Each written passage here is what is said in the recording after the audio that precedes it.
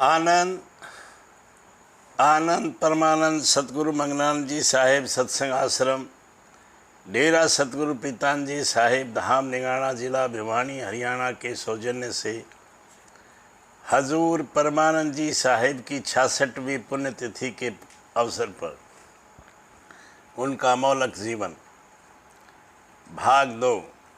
जब आप दरबार में पहुँचे तो वहाँ हजारों मनुष्य, राजा, बाबू, अमीर, गरीब, त्यागी, गृहस्थी, स्त्री, पुरुष, हिंदुस्तानी और दूसरे मुल्कों के लोग भी थे। साधु लोग पैरे पर थे। उन्होंने आपसे पूछा कहाँ से आए। आपने उत्तर दिया नौर से। वह तुरंत प्रेम निवास में ले गए, एक चारपाई दी और कहा अपना कपड़ा बिस्तरा वहाँ रख लो और कुछ प्रसादी आदि मंगवा लो। आपने साधुओं के द्वारा कुछ पेड़े मंगवा लिए और नहा धोकर तैयार हो गए। साधु आपको प्रेम निवास से हजूर महाराज के पास ले गए। उस समय दरबार में 14-15 हज़ार सत्संगियों की बैठने की जगह थी। आपको साधुओं से आज्ञा मिली कि आहिस्ता से मत्था टेक लो, हजूर की तबीयत कुछ ख़राब है। आप ज्यों ही मत्था टेकने को थे कि एकदम बेहोश हो गए और आपका सिर हजूर दाता के चरणों में इस तरह जाकर लगा जिस तरह कोई पत्थर फेंक कर मारता है। एकदम लोग हाय हाय करने लग गए और अपने अर्ज़ किया कि यह सब मेरी बेसुधी में हुआ। परंतु आपका मत्था हजूर साहब के चरणों में स्पर्श होते ही बाएं का शब्द धीमा और दाएं कान का शब्द प्रकट हो गया। एक साधु ने आपकी तरफ से जो प्रसाद था हजूर साहब ने अपने कर व दस्ते मुबारक धीरे से ऊपर रख दिए और आज्ञा दी कि बांट दो। सो बांट दिया गया। परंतु आपने और 2-3 संगियों ने अपना अपना प्रसाद लेकर हजूर दाता के आगे प्रार्थना की कि दाता हम मुख का प्रसाद चाहते हैं। दयालु पिता ने सबके प्रसाद में से थोड़ा थोड़ा अपनी रचना की अपनी छुआ दी और कहा जाओ अपनी जगह बैठो। आप सबको उपदेश की आज्ञा एक बार साधु को हुई कि इनको उपदेश दे दो। साधु ने उंगली रखकर कुल स्थानों के नाम वह रूप लीला शब्द नाम मालिक स्थान बताकर युक्ति प्राप्त नामा अर्थात राधा स्वामी धाम हंस मंडल तक बताकर चुप हो गए। आपने प्रार्थना की कि हजूर दाता हम आपसे उपदेश चाहते हैं। हजूर दाता ने आपको अपने पास बिठाकर अपने दाएं हाथ के अंगूठे के पास की उंगली आपके सिर पर ब्रह्मांड और पार ब्रह्मांड के कुल स्थानों पर रख कर सहज दल कमल त्रिकुटी शून्य या 10वें द्वार महाशून्य भवन गुफा सतलोक अलखलोक अगमलोक बताकर चोटी के चारों तरफ उंगली फेर कर कहा राधा स्वामी बस एक उंगली फेरी थी, हाथ नहीं फेरा। वह दिन आसोद सुदी दशहरा विक्रमी संवत 1954 या 55 था। हाँ, ईस्वी 1898 थी।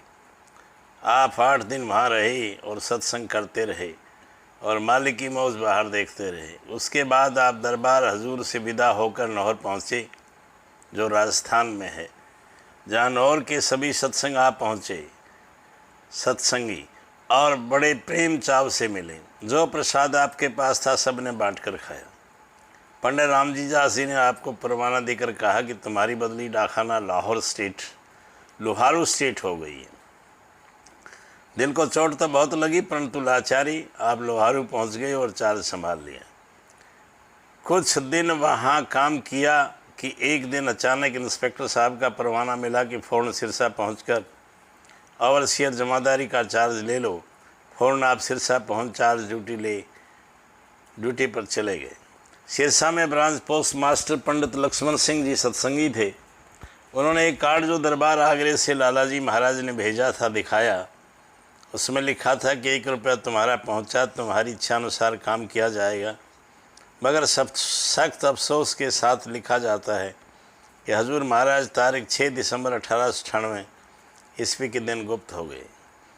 इतना पढ़ना था कि एकदम आँखों के आगे अंधेरा हो गया और हरदम इतनी चोट लगी कि मानो गम का पहाड़ सिर पर टूट पड़ा। हाय प्रारब्ध! आप निराश हो गए। हर समय अंदर से रोना आए जब बहुत अधिक तड़फ और बेकली हो जाती तो एक पत्र लाला जी महाराज के नाम भेज देते। वहाँ से यही जवाब आता कि तुम्हारे लिए हजूर सतगुरु दयाल के चरणों में प्रार्थना की गई, कुछ शांति मिलती, फिर वह आग सुलगने लगती। जैसे तैसे ओवरसीरी का काम समाप्त कर आप अपनी जगह लोहारू आ गए और इस प्रकार 3 साल तक रोते रहे। एक दिन जब आप भजन में बैठे थे तो क्या देखते हैं कि एक बहुत सुंदर कमरा है, उसके रोशनदान में हजूर साहब बैठे हुए हैं। कुछ देर के बाद हजूर साहब वहाँ से कूदते हुए दिखाई दिए और नीचे आते आते एक बहुत सुंदर सिंहासन बन गया। उस पर एक बहुत सुंदर कुर्सी पर छोटे बच्चे के रूप में सिर पर सुनहरी ताज पहने हुए आकर बैठ गई और अंतरागत प्रेरणा हुई कि हजूर साहब थे सो ये हैं, इनमें और उसमें कोई भेद नहीं। फिर राधा स्वामी धाम से सैकड़ों स्थान आगे सुखधाम पुरुष व परम धाम परम पुरुष तक भेद मिला। सतगुरु कबीर साहब आदि से लेकर हजूर साहब के समय तक मीन मार्ग चल रहा था। अब आपके द्वारा कपि मार्ग और विहंगम आरंभ शुरू हो गया और इसके बाद आपने वक्त का सतगुरु शहंशाह पिता को माना, जिसका प्रमाण आपके द्वारा लिखे हुए अनेक शब्दों से मिलता है। आप कहा करते थे कि मेरे दिल में कभी स्वप्न में ऐसी धारणा नहीं हुई कि मैं गुरु हूँ। मौज अनुसार जिस प्रकार पिता ने चलाना चाहा उसी तरह चलते रहे, जो काम लिया वो काम करते रहे। जब आपको अंतर्गत प्रेरणा हुई कि नौकरी छोड़कर जीवों को सच्चे मार्ग पर लगाओ, फौरन ही आपने अपनी नौकरी से त्यागपत्र दे दिया। यहाँ पर यह बात स्मरणीय है कि आपने अपनी शादी नहीं कराई और जीवन पर्यंत अखंड ब्रह्मचर्य का पालन किया। आप गांव-गांव घूमकर जीवों को सच्चे मार्ग पर लगाते रहे और डालमिया दादरी के पास नकचोटी ग्राम में स्थायी रूप से कुटिया बनाकर रहे और अंतर्गत आपको प्रमाण नाम की बख्शिश हुई। यहाँ पर आपका सत्संग खूब चला और अनेक जीव आपके सत्संग में आने लगे। फिर आप लोहारू के पास लक्ष्मण की ढाणी में आकर रहने लगे। यहाँ पर गांव के गांव आपके सत्संग में आने लगे और आप कई साल तक यहाँ रहे। उस समय आप काफ़ी वृद्धावस्था को प्राप्त हो चुके थे। यहाँ से चौधरी अमर सिंह जो कि नकचोटी गांव के मुखिया थे और आपके पुराने सत्संगियों में से थे, आपको वापस नकचोटी गांव ले गए। यहाँ आने पर आपकी सेवा में दयानंद जी जो आपके शिष्य थे और भेष भी पहले ही मिल चुका था, रहने लगे। दयानंद जी ने तन मन से आखिरी समय तक आपकी सेवा की। अब जब भी आप बाहर जाते थे तो दयानंद जी साथ में अवश्य होते थे। लाखों जीवों को आपने आध्यात्मिकता की ज्योत प्रदान की। अंत में आप अनेक जीवों को हृदय पटल पर अपनी स्मृति की छाप लगाकर लगभग 87 वर्ष की आयु में मिति श्रावण कृष्ण 9 विक्रमी संवत 2011 तदनुसार तारीख 24 जुलाई सन 1954 दिन शनिवार को रात्रि के 8 बजे इस असार संसार को त्याग कर परम धाम को चले गए। परम पिताजी का यह अकाल प्रयाण छोटे बड़े हर व्यक्ति के लिए जिसको उस कोटि के महात्मा के सत्संग से लाभ पहुंचा था। उनके समस्त गुण, विशाल हृदय और प्रेम की समृद्धि, हंसमुख स्वभाव, मानवता और आध्यात्मिकता, परोपकार एक कर करके याद आते हैं और खून के आंसू रुलाते हैं। आनंद आनंद। हाँ, दुख दूर कर विधाता, गहरी निंद्रा में सो रहा हूँ। तुम बिन पिताब में आयो ही वृथा खो रहा हूँ। हाँ, दुख पिता अब दूर कर, हम पर चढ़ाती भार है। दुख पिता अब दूर कर, हम पर चढ़ाती भार है। तुम बिन प्रभु कौन मेरा, बेड़ा कर दो पार है। नाव मेरी भव के अंदर चक्र चौं दिस खा रही। खुद खवैया नाथ बनकर कीजनिस तार है। दुख पितायब दूर कर हम पर चढ़ाती वार है। हाय बैरन विपत्ति आई तुम्हारे नाम बिन, नाम निज का दान दीजिए कीजिए भव पार है। दुख पितायब दूर कर हम पर चढ़ाती वार है।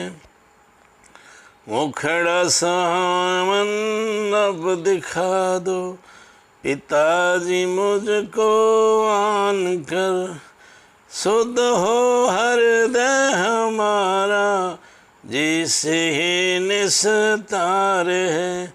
दुख पितायब दूर कर हम पर चढ़ाती वार है।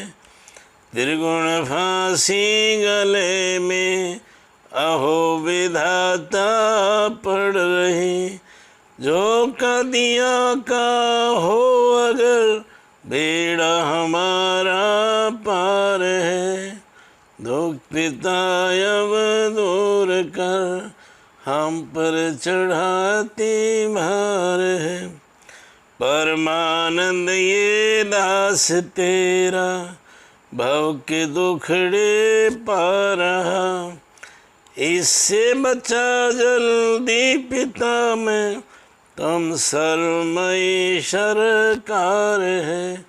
दुख पितायब दूर कर हम पर चढ़ाती भार है। आनंद आनंद।